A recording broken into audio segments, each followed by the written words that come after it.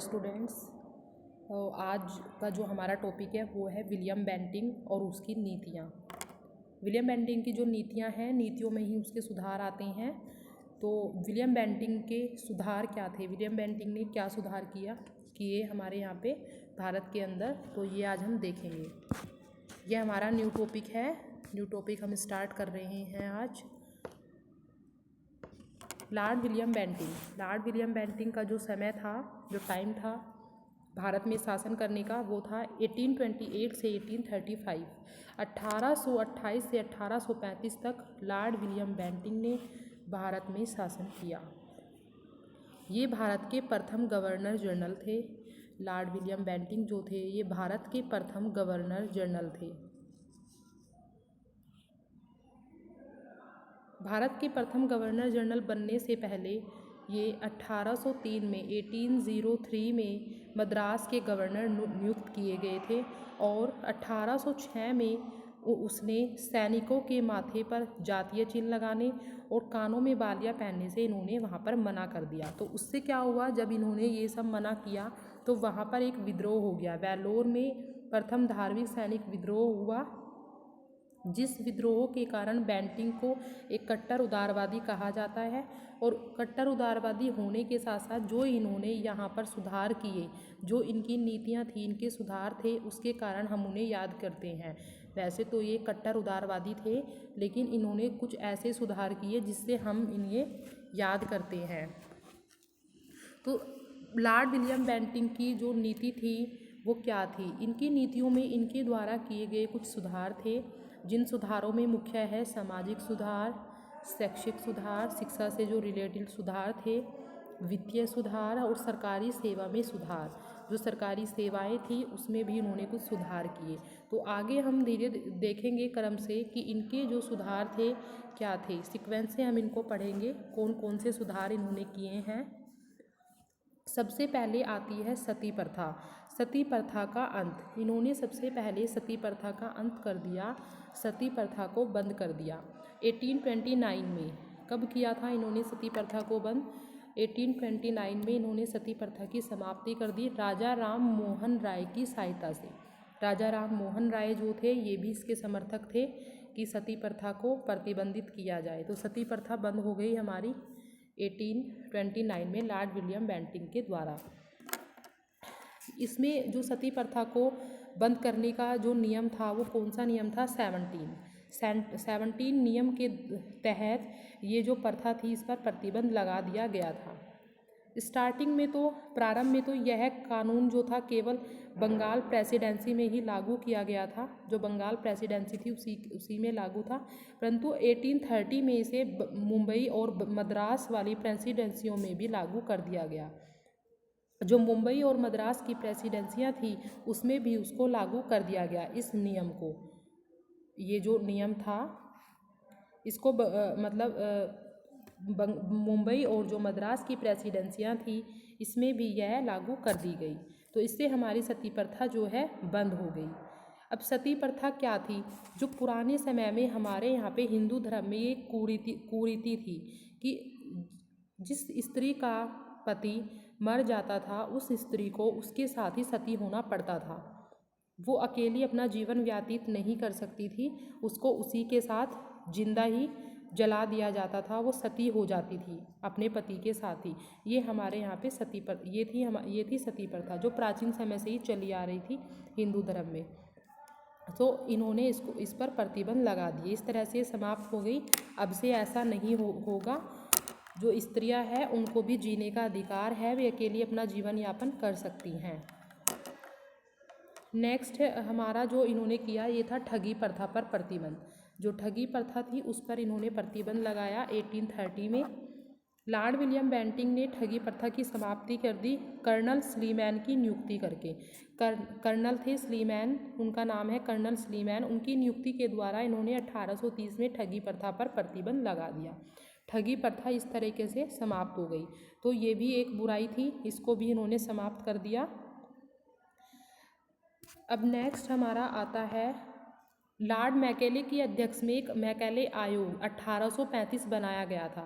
1835 का एक आयोग बनाया गया जिसे मैकेले आयोग कहा जाता है। जो भारत में उच्च शिक्षा का माध्यम मान लिया गया, जिसे कि भारत में अब से उच्च शिक्षा दी जाएगी, उच्च शिक्षा का ये माध्यम था। तो ये मैकाले आयोग के द्वारा हुआ।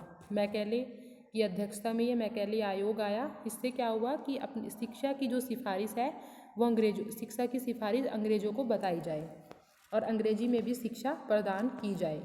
ये था हमारा मैकाले आयोग। ये लॉर्ड मैकाले थे, ये आए थे मैकाले आयोग में। अब इससे नेक्स्ट इन्होंने क्या किया, कलकत्ता में मेडिकल कॉलेज की स्थापना की इन्होंने।